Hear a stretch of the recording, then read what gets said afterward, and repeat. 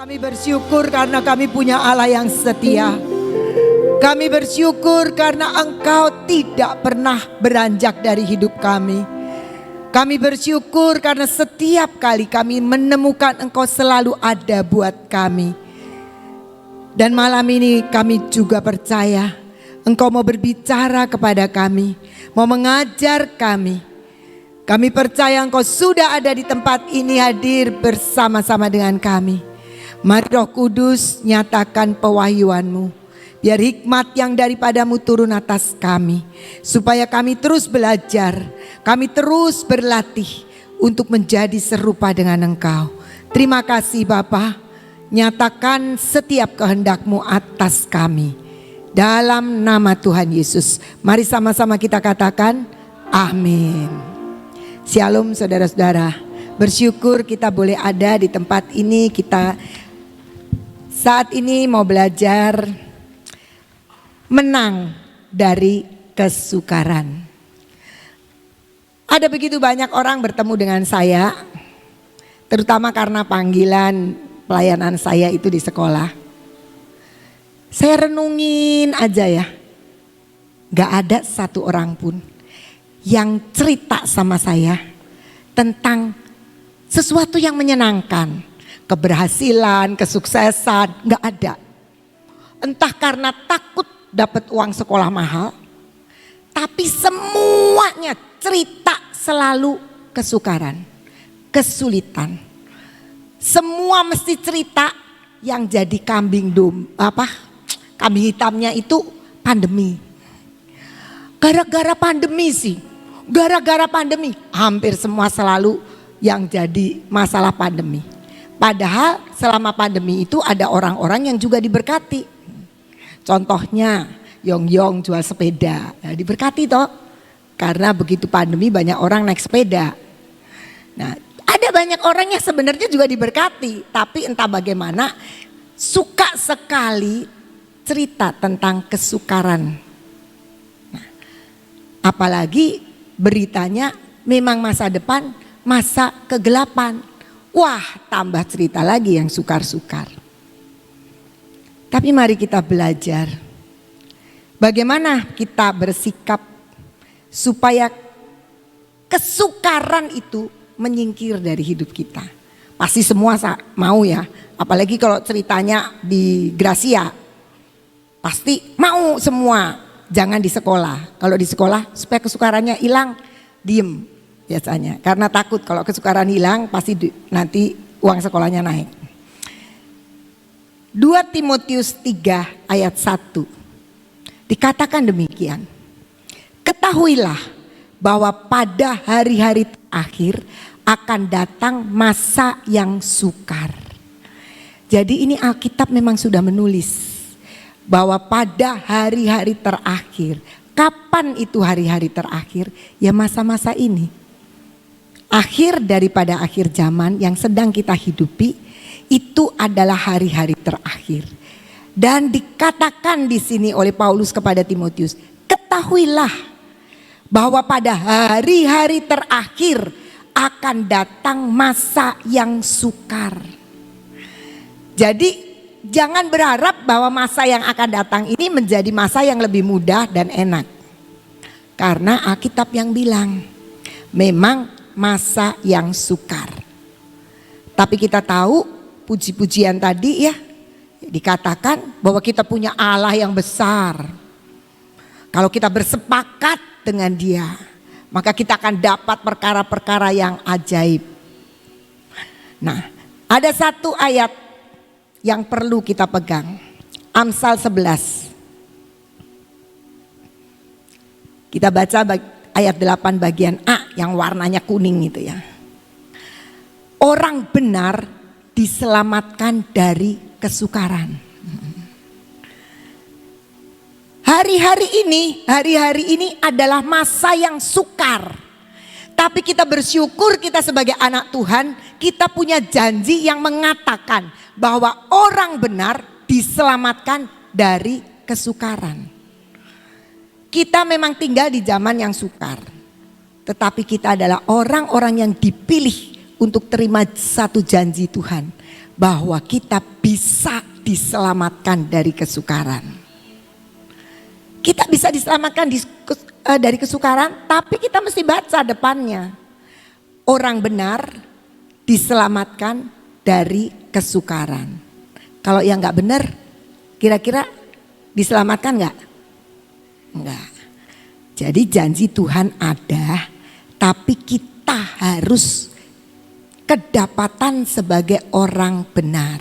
Orang benar diselamatkan dari kesukaran. Artinya masa-masa yang sukar ini tidak akan mengena orang-orang benar. Dan itu janji Tuhan perlu perlu diingat. Kalau perlu pagi hari, Tuhan aku percaya orang benar diselamatkan dari kesukaran. Dunia boleh sukar, masa-masa ini boleh sukar, tapi orang benar diselamatkan. Terus dilanjutkan, dan aku adalah orang benar. Aku orang benar, kenapa bisa orang benar? Karena kita adalah orang-orang yang sudah dibenarkan. Gak bisa jadi orang benar. Udah, saya mau jadi orang baik nih. Saya gak mau marah-marah, saya gak mau nipu, saya gak mau bohong, saya gak mau curang, saya gak mau egois. Baru ngomong begitu mungkin cuma 2 jam, 3 jam. Kita lagi naik kendaraan diselip orang udah jengkel. Ih, enak aja. Dipotong gitu ya, kita marah. Enggak benar lagi. Jadi kita adalah orang benar karena kita adalah orang yang sudah dibenarkan oleh Tuhan. Tuhan tahu kita gak sanggup untuk jadi orang benar. Tapi kita dibenarkan oleh darah Kristus. Setiap orang yang sudah terima Tuhan Yesus, kita bisa punya akses untuk membereskan diri, minta pengampunan setiap hari, setiap saat, untuk bisa diampuni dan dibenarkan. Enak ya? Enak. Kalau gitu kita semua adalah orang-orang benar. Orang yang sudah dibenarkan dan akan selalu dibenarkan oleh Tuhan. Tetapi kebenaran kita itu harus dibuktikan oleh kita sendiri bahwa kita adalah orang yang terbukti sudah dibenarkan Tuhan. Dan kita harus membuktikan kebenaran yang Tuhan sudah berikan kepada kita itu dalam setiap keputusan kita, dalam setiap pilihan kita. Artinya setiap hari kita harus membuktikan bahwa memang kita itu orang benar. Orang yang sudah dibenarkan Tuhan. Lewat apa? Ya lewat keputusan-keputusan kita setiap hari. Lewat pilihan-pilihan kita setiap hari. Dan itu harus terjadi dalam hidup kita untuk membuktikan bahwa kita itu adalah orang yang sudah dibenarkan. Nah, sekarang masalah keputusan dan pilihan kita itu, kita mau belajar dari 2 tokoh yang juga mengambil keputusan di dalam hidupnya. 3 tokoh sebenarnya, tapi 2 tokoh dulu yang memberikan contoh supaya kita waspada dan tidak lakukan yang sama. Yang pertama, kita akan baca Kejadian 13 ayat 9 sampai 11. Dikatakan demikian. Ini kejadian, ini peristiwa tentang Abraham dan Lot yang mau berpisah karena mereka punya kekayaan yang besar, ternak yang banyak, sehingga hamba-hamba dari Abraham dan hamba-hamba dari Lot itu bertengkar. Kemudian dikatakan demikian oleh Abraham, bukankah seluruh negeri ini terbuka untuk engkau? Baiklah, pisahkan dirimu daripadaku. Jika engkau ke kiri, maka aku ke kanan. Jika engkau ke kanan, maka aku ke kiri. Lalu Lot melayangkan pandangnya dan dilihatnya bahwa seluruh lembah Yordan banyak airnya, seperti taman Tuhan, seperti tanah Mesir sampai ke Soar. Hal itu terjadi sebelum Tuhan memusnahkan Sodom dan Gomora. Sebab itu Lot memilih baginya seluruh lembah Yordan itu, lalu ia berangkat ke sebelah timur dan mereka berpisah. Lot mengambil suatu pilihan, mengambil satu keputusan. Dengan apa? dengan berdasarkan apa yang dia lihat. Dia lihat di dalam ayat yang sebelumnya dikatakan bahwa dia lihat lembah Yordan itu banyak airnya seperti taman Tuhan. Seperti loh. Jadi bukan taman Tuhan. Baru seperti. Itu pun saya yakin cuma dugaan Lot. Ih bagus ya kayak taman Tuhan. Padahal saya percaya dia gak tahu taman Tuhan seperti apa. Tapi paling tidak srek hatinya.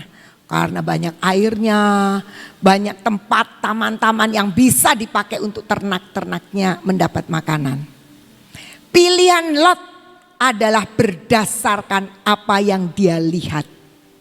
Dan itu banyak dialami oleh kita. Kalau kita milih, itu senangnya yang kelihatan baik menurut kita. Seperti, kalau anak-anak muda dapat pacar kan selalu milihnya yang seperti malaikat, seperti bidadari. Kalau yang lakinya, wah seperti Arjuna. Gak tahu Arjuna itu cakep gak sih? Ya tapi kira-kira gitulah. Kita pasti seperti, waduh seperti gagah sekali, seperti pangeran. Saya pernah mengkonseling seorang anak muda. Dia itu waktu itu sudah gak muda sih, usianya sudah menjelang 30 tahun gitu kan, sudah pengen dapat pasangan. Nah waktu itu dia datang, dia minta didoakan dan kemudian kita bicara-bicara. Ternyata dia itu suka baca novel yang pangeran-pangeran. Waktu dulu itu judulnya apa ya lupa saya. Pokoknya itu cerita cinta-cinta sehingga menimbulkan imajinasi seorang pangeran yang cakep yang luar biasa. Dan itu membekas. Sehingga kalau ada orang mendekati dia, kalau tidak seperti bayangannya kayak pangeran, dia gak mau. Itu yang menghalangi dia untuk dia ketemu jodoh. Karena maunya yang seperti dilihat. Seperti taman Tuhan. Ada banyak kita menjatuhkan pilihan dan keputusan karena seperti itu. Seperti apa yang kita lihat. Indah sekali. Kalau gitu saya pilih ini saja. Cantik sekali. Baik sekali. Kemudian kita jatuhkan pilihannya. Jadi sebenarnya kalau kita mau katakan keputusan yang berdasarkan apa yang kita lihat itu tidak pernah bisa menjamin apakah keputusan itu benar atau tidak. Seperti Lot kita tahu cerita akhirnya. Ternyata yang dikatakan seperti taman Tuhan itu ya benar-benar memang seperti, tapi bukan taman Tuhan. Bahkan ketika dia memilih dan memutuskan yang seperti taman Tuhan itu, satu ketika dia kehilangan semuanya dan dia harus tinggalkan, lari dan semua harta bendanya ditinggal. Sampai akhirnya istrinya sendiri karena menoleh ke belakang menjadi tiang garam. Apa yang didapat Lot? Gak ada, hilang semua. Kalau kita mengambil keputusan berdasarkan penglihatan kita, percayalah itu bukan keputusan yang akurat benar. Kita belajar untuk tidak mengambil keputusan berdasar apa yang kita lihat. Yang kedua, kita akan baca Rut 1 ayat 1. Pada zaman para hakim memerintah, ada kelaparan di tanah Israel. Lalu pergilah seorang dari Betlehem, Yehuda, beserta istrinya dan kedua anaknya laki-laki ke daerah Moab untuk menetap di sana sebagai orang asing. Waktu itu Betlehem yang sebenarnya artinya adalah rumah roti itu lagi kelaparan. Dan ada satu keluarga Elimelech, istrinya Naomi. Dia melihat, aduh kita ini lagi di Betlehem ini lagi kelaparan. Jadi kita harus menghindar dari kelaparan. Jangan-jangan satu hari kita gak bisa makan. Kira-kira mungkin berpikir begitu. Lalu mengambil keputusan di zaman itu meninggalkan Betlehem.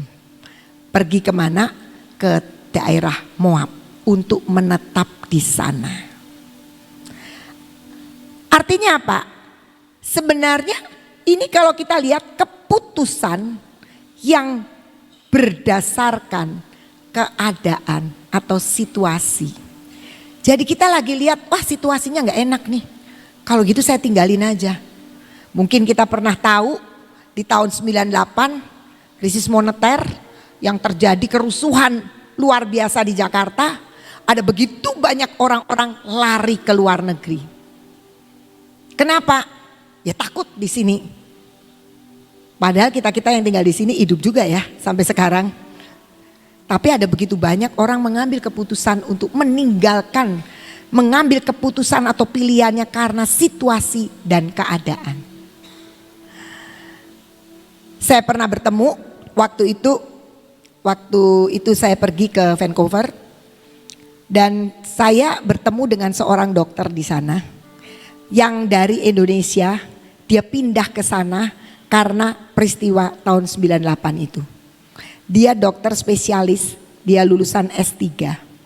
Tapi waktu di sana, saya itu ditawarin sama kakaknya Pak Gideon sebelum sana. Kamu nanti jalan-jalan, dianterin ya sama bapak ini gitu. Namanya itu Petrus kalau nggak salah Pak Petrus. Dianterin, kasihan dia. Nanti kamu tinggal kasih sehari berapa untuk dia keliling kemana-mana. Dia ada mobilnya. Oke, saya dan suami saya ikut ke sana. Kalau dengan beberapa rombongan. Ketika saya ngobrol dengan dia, ternyata dia dokter spesialis dari Jakarta ke sana. Tapi sebagai dokter nggak bisa praktek di sana. Jadi akhirnya pekerjaannya adalah dia merawat hanya satu anak, ABK, anak berkebutuhan khusus. Di Momong aja. Tiap pagi dijemput, kemudian diantar ke sekolah, terus dia nanti pulang, nanti dia suapin, dia makanin, dokter S3. Istrinya bekerja di rumah sakit sebagai cleaning service. Dia bilang begini, Bu Ina, doain saya. Apa? Rumah saya di Kebonjeruk gede, tapi saya nggak sempat jual, didoakan supaya bisa laku, tapi sayanya ada di sini. Jadi artinya dia bukan orang yang nggak punya ya. Dia punya aset masih ada di Indonesia. Tapi dia mengambil keputusan karena situasi dan keadaan. Dan apa yang terjadi? Akhirnya di sana dia hanya ngomong satu anak. Istrinya menjadi cleaning service di salah satu rumah sakit. Tragis ya. Saya percaya istrinya di sini mungkin sosialita kali. Tapi di sana harus bekerja seperti itu. Karena keputusan yang berdasarkan akan keadaan dan situasi. Nah, kita lihat Naomi ini yang mengambil keputusan bersama dengan suaminya Elimelech membawa dua anaknya untuk meninggalkan rumah roti. Mengambil keputusan supaya apa? Supaya selamat, nggak kena kelaparan. Kalau kita baca di dalam Rut 1 ayatnya yang ke-21, Naomi bilang begini. Ini peristiwa ya, Naomi itu sampai di sana, sampai di tanah Moab, suaminya meninggal, dua anak lelakinya meninggal. Tinggal dia bersama dua menantunya. Akhirnya dia dengar berita bahwa di Bethlehem kelaparan itu sudah berakhir. Jadi dia pulang ajalah pulang. Dia pulang. Satu menantunya tidak ikut, Rut ikut dengan dia. Dan ketika dia datang, kemudian orang-orang Bethlehem bilang, itu kan Naomi ya, itu kan Naomi. Dia bilang, jangan panggil aku Naomi. Karena segala sesuatu yang menyedihkan terjadi, dia kehilangan banyak. Dan dia katakan begini, dengan tangan yang penuh aku pergi, tetapi dengan tangan yang kosong Tuhan memulangkan aku. Artinya apa? Ketika dia pergi itu dia bilang tanganku penuh. Dia bawa harta kekayaan. Dia bersama dengan keluarganya secara lengkap. Dia tinggalkan rumah roti. Tapi ternyata ketika Tuhan memanggil kembali untuk pulang. Bersyukur loh masih dipanggil sama Tuhan. Untuk pulang dia bilang tanganku sekarang sudah kosong. Keputusan berdasarkan keadaan dan situasi tidak pernah menjamin akan lebih baik. Dan kenyataannya ketika dia balik ke Bethlehem, orang-orang yang tetap tinggal tinggal di Bethlehem adalah orang-orang yang tetap dipelihara oleh Tuhan. Karena Bethlehem adalah rumah roti. Dua contoh keputusan. Satu berdasar yang dilihat. Yang kedua berdasar keadaan dan situasi. Ternyata dua-duanya gagal untuk lepas dari kesulitan. Lepas dari kesukaran. Kenapa? Ya buktinya sih Lot kehilangan semua yang sementara itu dia pegang erat. Karena pada waktu Abraham bilang begini, Lot udah pisah aja kita ya. Kamu yang pilih duluan deh. Kalau kamu ke kanan, aku ke kiri. Kalau kamu ke kiri, aku ke kanan. Kok Abraham gak takut ya? Kalau yang dipilih Lot itu daerah yang baik dan dia ke bagian yang kurang baik. Gak takut Abraham. Tapi Lot sebaliknya, dia itu sudah keponakan, diajakin Abraham, diberkati juga karena Abraham. Dia masih milih lagi, dilihat aja yang bagus taman Tuhan. Ya sudah siapa. Ternyata habis semua. Dia tidak bisa menikmati apa yang selama ini dipegang erat-erat untuk dia pikir jangan sampai kambing dombaku itu kelaparan, keteter, kurus-kurus, bahkan mati. Sehingga dia pilih yang tanah yang baik. Habis. Sama dengan Elimelech dan Rut. Dia memutuskan pergi. Tapi ternyata seperti yang di Indonesia. Yang tinggal di Indonesia kita tetap sehat-sehat, segar-segar. Ada yang tambah gemuk, ya. Enak gitu ya. Yang di luar negeri ada sih yang gak balik. Tapi ada juga yang balik. Itu dua keputusan. Pertanyaannya sekarang. Keputusan yang berdasarkan keadaan situasi dan penglihatan itu. Amsal bilang begini. Amsal 16 ayat 25. Ada jalan yang disangka lurus. Tetapi ujungnya menuju maut. Ketika kita berjalan seringkali kita nggak pernah tahu ujungnya itu apa. Semua hanya prediksi manusia. Kalau saya lakukan ini, kira-kira nanti saya akan lebih baik. Kira-kira nanti saya akan lebih berhasil. Itu prediksi kita. Tetapi Amsal mengatakan ada jalan yang disangka lurus. Tapi ternyata ujungnya menuju maut. Artinya di dalam keputusan kita, sepanjang kita melihat dan mengambil keputusan berdasarkan apa yang kita lihat. Dan berdasarkan keadaan dan situasi. Kita gak pernah tahu ujungnya itu hidup atau maut. Tapi Tuhan bilang ada loh yang kita sangka lurus ujungnya maut. Spekulasi. Tidak pernah ada jaminan. Tetapi kita punya Tuhan yang dia katakan orang benar akan dilepaskan dari kesukaran. Itu sebuah janji. Caranya gimana? Caranya adalah bagaimana kita membuktikan kebenaran kita bahwa kita adalah orang benar terbukti dari setiap keputusan dan pilihan kita. Dan kita akan belajar apa yang dihadapi dan bagaimana Daud itu mengambil sebuah keputusan, caranya membuat dia berhasil. Bagaimana orang percaya diselamatkan dari kesukaran. Belajar dari Daud. Tapi kita akan baca Mazmur 141 ayat 8 mengatakan demikian. Tetapi kepadamulah ya Allah Tuhanku. Mataku tertuju padamulah. Aku berlindung, jangan campakkan aku. Kita belajar dari Daud. Mata yang tertuju kepada Tuhan. Dan dia tahu yakin pasti Tuhan itu tempat perlindungan. Peristiwa di dalam 1 Samuel 30 kita akan baca 1 Samuel 30 ayat 6. Ini peristiwa Siklak. Ketika Daud pergi berperang, keluarganya ditinggal. Dia bersama dengan anak buahnya. Dia balik ke Siklak, Siklaknya sudah terbakar. Dan keluarga-keluarga yang ditinggalkan semua ditawan oleh orang Amalek.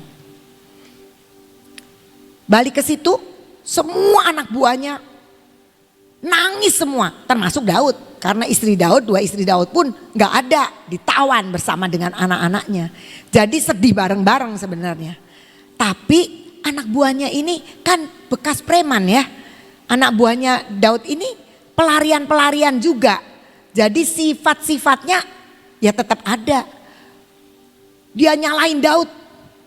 Dia mau melempari batu Daud. Daud terjepit. Dikatakan di dalam ayat 6. Dan Daud sangat terjepit. Karena rakyat mengatakan hendak melempari dia dengan batu. Seluruh rakyat itu telah pedih hati. Masing-masing karena anaknya laki-laki dan perempuan. Tetapi Daud menguatkan kepercayaannya kepada Tuhan Allahnya. Daud ngalami kesukaran gak? Ngalami. Dia bisa ngomong begini sama anak buahnya. Kamu memang sedih, aku juga sedih. Kamu kehilangan, aku juga kehilangan. Istrimu gak ada, istriku juga gak ada. Anak-anakmu ditawan, anak-anakku juga ditawan. Dia bisa ngomong begitu. Kita tuh sama-sama menderita. Ayo cari jalan keluar. Tidak. Daud sebagai seorang pemimpin dia tahu apa yang dia harus lakukan. Dia sangat terjepit katanya. Kita juga kalau punya kesukaran, kita punya masalah, hati kita sangat terjepit. Tapi keputusan dan pilihan Daud adalah menguatkan kepercayaannya kepada Tuhan Allahnya. Apa yang ada di pikiran Daud? Yang ada di pikiran Daud adalah Tuhan, tempat perlindungan. Selanjutnya ayat ke-7. Lalu Daud memberi perintah kepada Imam Abiatar bin Ahimelech. Bawalah efod itu kepadaku. Maka Abiatar membawa efod itu kepada Daud. Lanjut. Kemudian bertanyalah Daud kepada Tuhan. Katanya, haruskah aku mengejar gerombolan itu? Akan dapatkah mereka kususul? Dan ia berfirman kepadanya, kejarlah. Sebab sesungguhnya engkau akan dapat menyusul mereka dan melepaskan para tawanan. Jadi ada dua hal yang dilakukan Daud ketika dia mengalami kesukaran, ketika dia sedang terjepit. Yang pertama adalah menguatkan kepercayaannya kepada Tuhan. Main musik. Ya. Saat keadaan sekelilingku ada di luar kemampuanku, ku berdiam diri mencarimu, doa mengubah segala sesuatu.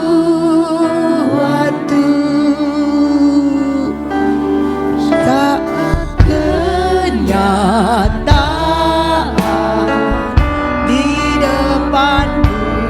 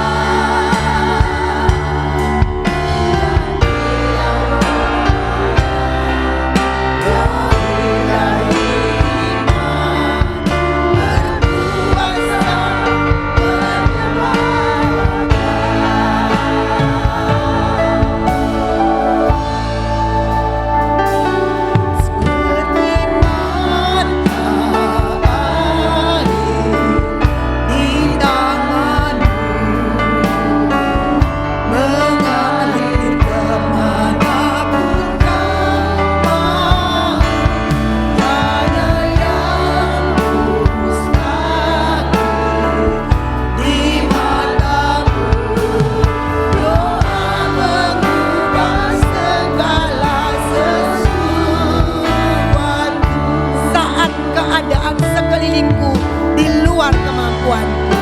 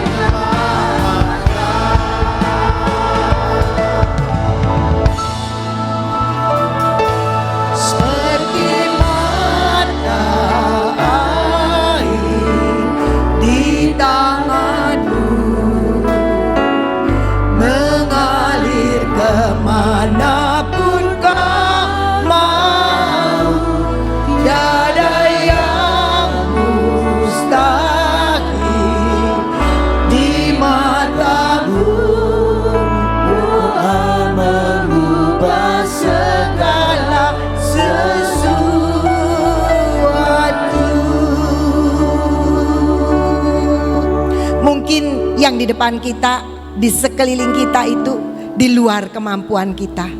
Mungkin yang kita lihat saat ini sangat tidak menjanjikan. Mungkin kenyataannya mengecewakan kita. Tapi percayalah, janji Tuhan tidak pernah batal.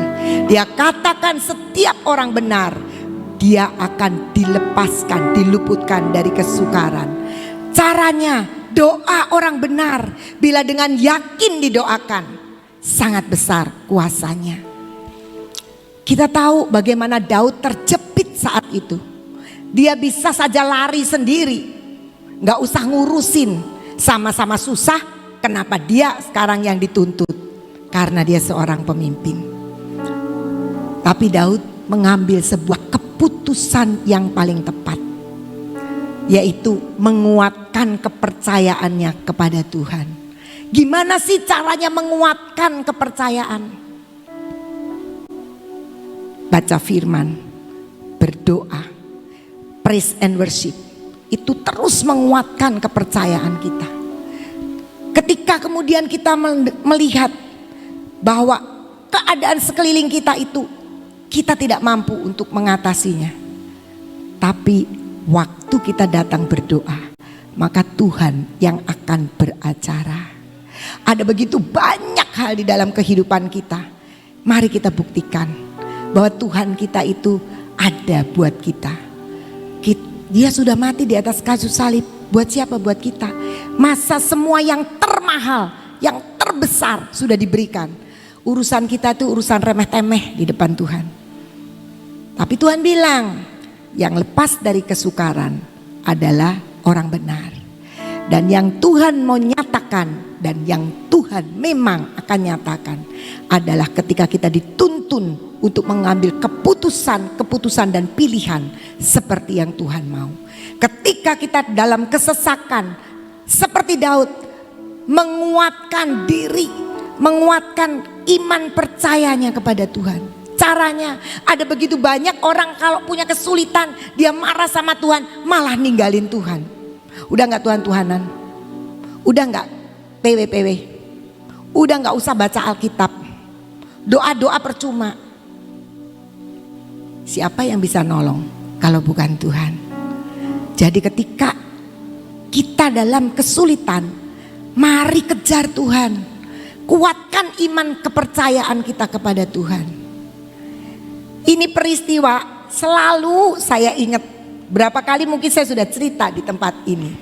Tapi selalu menjadi bayang-bayang dan contoh bagaimana ketika kita punya kesulitan, kita itu lari dekat Tuhan.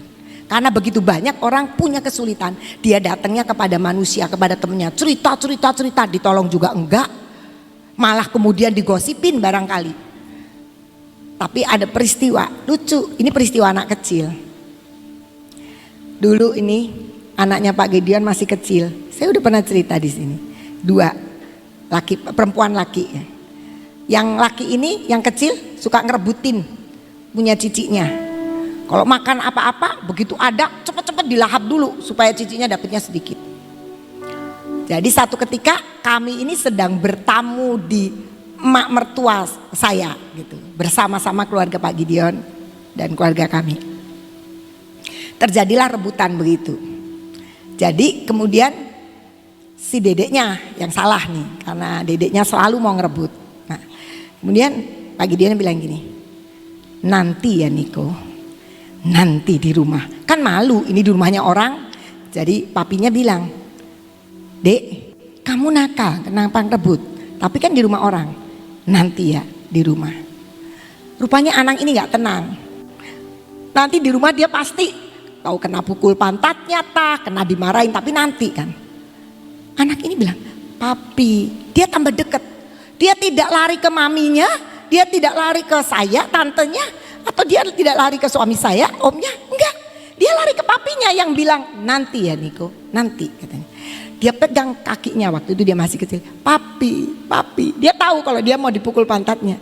Sekarang aja sih, sekarang aja. Papinya enggak, nanti di rumah orang masa dia mau pukul itu kan. Tapi papinya pergi kemana dia kejar papi.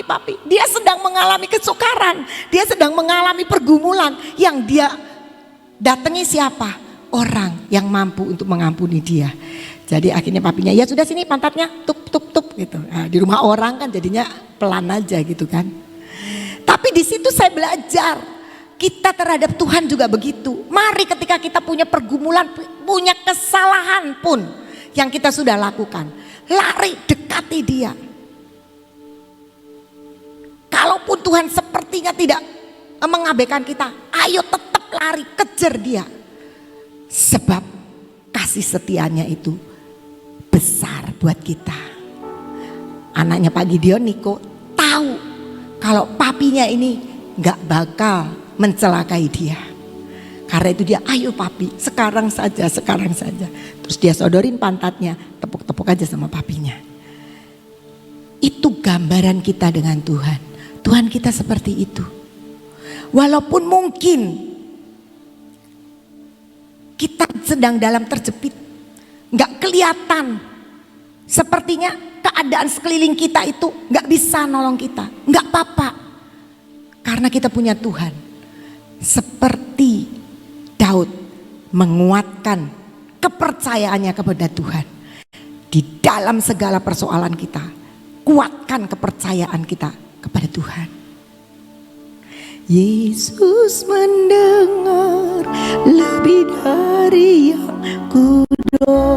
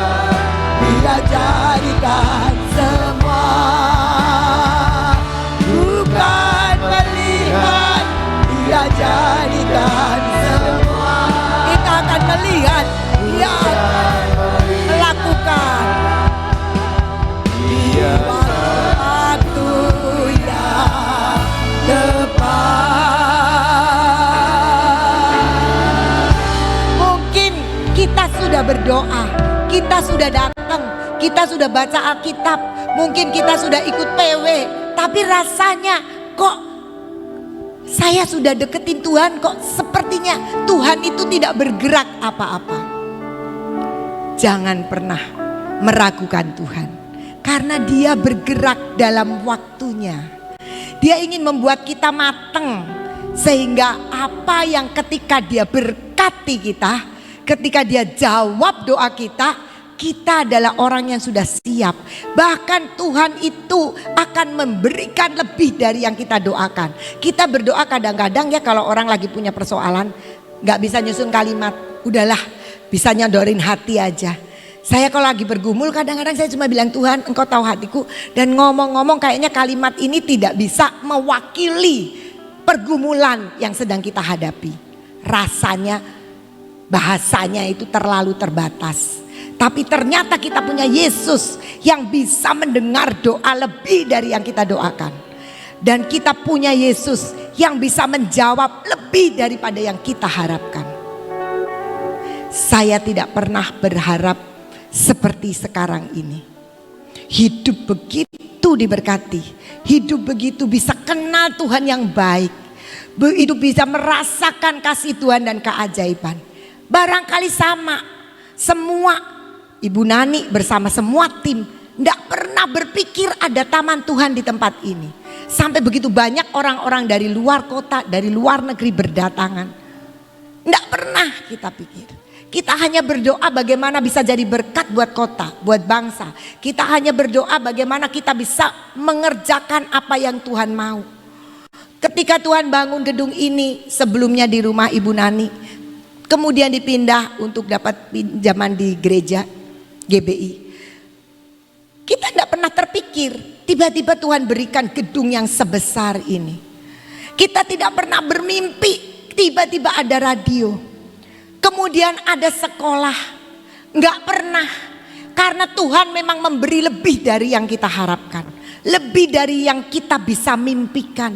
Bahkan kita nggak bisa mimpi seperti yang Tuhan mimpikan, karena biasanya kita kalau mimpi itu, kalau berangan-angan nggak terlalu berani yang gede-gede. Nanti gimana kalau gede-gede mimpi kayak membual aja, halu adanya, halusinasi. Tapi ternyata Tuhan itu punya mimpi yang besar buat setiap kita. Dan Dia mendengar doa lebih dari yang kita doakan. Dia memberikan kepada kita, menjawab lebih daripada yang bisa kita harapkan. Ajaib sekali. Dan setelah ada taman Tuhan, pernah gak kepikir bahwa dari daun-daun yang mati akan keluar minyak? Gak kepikir, kaget. Kita terkejut, terheran-heran dengan keajaiban Tuhan. Belum berhenti, madu lagi. Waduh, banyak keajaiban yang luar biasa. Lebih dari yang bisa kita pikirkan, yang sebenarnya Allah sedang mau kerjakan di dalam kehidupan saudara dan saya. Dan apa yang kemudian setelah Daud menguatkan diri dengan lebih percaya kepada Tuhan, kemudian dia datang. Kita lihat lagi di ayat selanjutnya tadi. Daud kemudian datang dan dia bertanya kepada Tuhan. Ini yang sering kali kita lupa, gak suka tanya, doa ngomong sendiri, kita gak tanya. Daud tanya, padahal kita tahu bahwa Daud itu ahli perang. Jadi kalau kira-kira dia kejar orang Amalek, dia sudah biasa menang, mestinya dia juga bisa menang. Tapi dia tidak mau lakukan itu. Dalam kesedihan, dalam keterpurukan, dalam kehilangan, dalam keterjepitan, dia datang dan tanya sama Tuhan, Tuhan, ini kalau aku kejar kira-kira aku menang apa enggak ya? Kejar saja, kamu nanti bisa ngejar dan kamu akan menang. Jadi yang sering kita lupakan dalam keterjepitan, kita memang berdoa, kita memang pujian penyembahan, kita memang baca firman, tapi kita lupa tanya sama Tuhan. Karena kadang-kadang kita udah punya pikiran dan planning sendiri. Tuhan, aku disertai ya Tuhan. Aku udah baca Alkitab nih. Aku sudah ikut praise and worship. Aku sudah berdoa. Aku udah lakukan ini itu. Sekarang sertai aku untuk lakukan sesuatu. Mari kita belajar bertanya-tanya kepada Tuhan.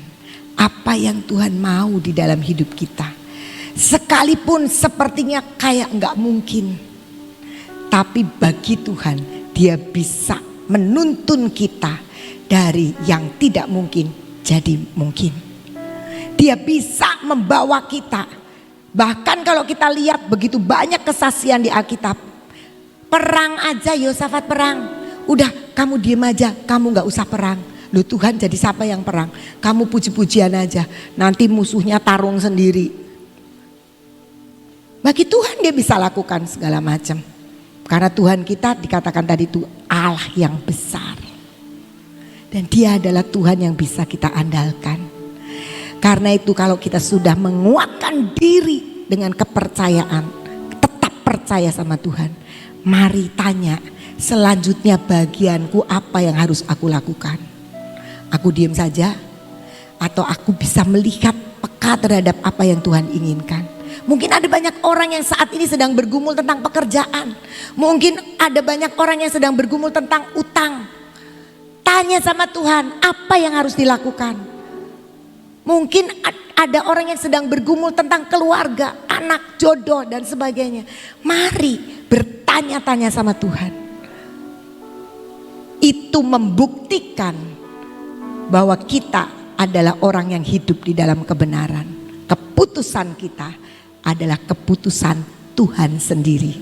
Kepilihan kita adalah juga pilihan Tuhan sendiri dalam hidup kita. Andalkan Dia, sebab Dia Allah yang bisa kita andalkan. Kau Tuhan jadi andalanku, hanya Kau Tuhan yang ku percaya. Di saat aku sudah tak mampu, hanya Yesus sanggup melakukannya. Kau Tuhan jadi andalanku, Tuhan jadi andalanku, hanya Kau Tuhan yang ku percaya. Di saat aku sudah tak mampu, hanya Yesus sanggup melakukannya. Aku percaya ada mujizat. Aku percaya ada mujizat. Aku percaya Tuhan dahsyat. Tuhanku dahsyat, perbuatan ajaib telah dikerjakannya. Aku percaya ada mujizat. Katakan, Kau Tuhan jadi andalanku.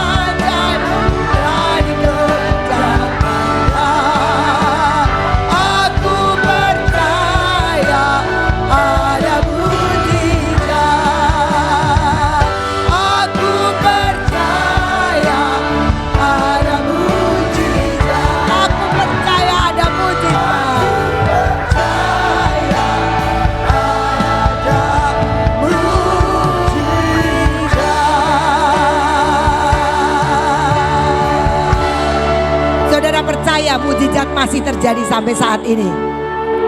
Ngomong sama sebelahnya, masih ada mujizat loh. Yuk kita andalkan Tuhan. Tuhan kita adalah Allah yang ajaib. Dia selalu melakukan hal-hal yang lebih dari yang kita pikirkan. Dia pembuat mujizat sejati, kata satu pujian katakan begitu. Ya memang yang dia lakukan itu jauh melampaui kemampuan manusia. Jadi semua yang tidak masuk akal kita adalah mujizat. Dan itu dia kerjakan. Dia ingin kerjakan itu di dalam kita. Tadi saya baru dengar satu kesaksian. Ini ceritanya si bapak ini serstek nih. Bilang, Miss pengen minta madu lagi. Ya minta lagi lah sama Ibu Guatlan. Saya tanya ke Ibu Guatlan. Habis alop kata. Ya sudah ya kok bahasa Belanda gitu. Terus cerita. Buat papiku katanya gitu. Dikasih satu kan waktu itu satu. Tapi ini kalau diminum jangan langsung diglogok. Sedikit aja sedikit. Papinya ini sakit, suka sesak, dadanya nggak enak. Terus dia sedikit, tiap pagi sedikit. Itu tanggal berapa dibagi ya? Jadi tiap pagi, tanggal 4 ya, 4 Oktober dibagi. Kan habis, biarpun sedikit-sedikit habis. Tapi sesak sudah tidak pernah ada lagi. Gangguan jantung tidak ada lagi. Ini mantunya ada di sini tuh. Nah, bener ya? Iya bener. Mujizat itu masih terjadi. Jadi jangan cuma kepengen madu. Buat apa madunya? Nggak tahu. Habis yang lain minta madu jadi minta madu. Percayalah ada mujizat. Entah itu minyak urapan apa. Dan mujizat itu pasti masih terjadi saat ini. Tapi kalau sekarang madunya tidak ada lagi. Tuhannya tetap ada. Mujizat tetap berlaku. Tapi memang Tuhan lagi nyetop madu. Soalnya gak tahu. Saya juga gak tahu kenapa. Tapi yang pasti madunya belum ada lagi. Jadi yang streaming jangan minta madu dulu. Karena madu ini belum ada. Habis. Yang deket aja gak kebagian apalagi yang jauh ya.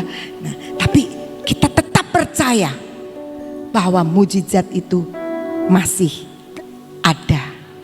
Dan kalau kita dikatakan bahwa sekarang ini masa-masa akhir, hari-hari terakhir ini sedang datang pada masa kesukaran, mari kita tetap percaya orang benar diselamatkan dari kesukaran. Tepuk tangan buat Tuhan kita, Allah yang ajaib. Kita tidak pernah takut lagi. Sebab sekalipun dunia mengatakan ini masa yang sukar, tetapi Tuhan kita akan mengatakan engkau bisa diselamatkan ketika engkau mengandalkan Tuhan, ketika engkau menaruh percaya sama Tuhan, ketika engkau mencari aku, ketika engkau bertanya-tanya apa yang harus kau lakukan, maka aku akan memberitahukan kepadamu. Itu firman Tuhan. Kita percaya kesukaran boleh ada di sekitar kita, tapi itu tidak akan menimpa kita sepanjang kita selalu cek and recheck hidup kita. Keputusan kita bukan karena kita melihat, keputusan kita bukan karena situasi dan keadaan yang memaksa kita memilih tanpa kita bertanya, tapi keputusan dan pilihan kita adalah tetap mengarahkan diri kepada Tuhan, tetap mengandalkan Tuhan, tetap menguatkan diri untuk tetap percaya kepada Tuhan. Dan kita bertanya apa yang harus kita lakukan. Percayalah kesukaran akan menjauh, gak suka dekat-dekat sama kita dan tidak bisa menjamah kita. Amin. Tuhan Yesus memberkati.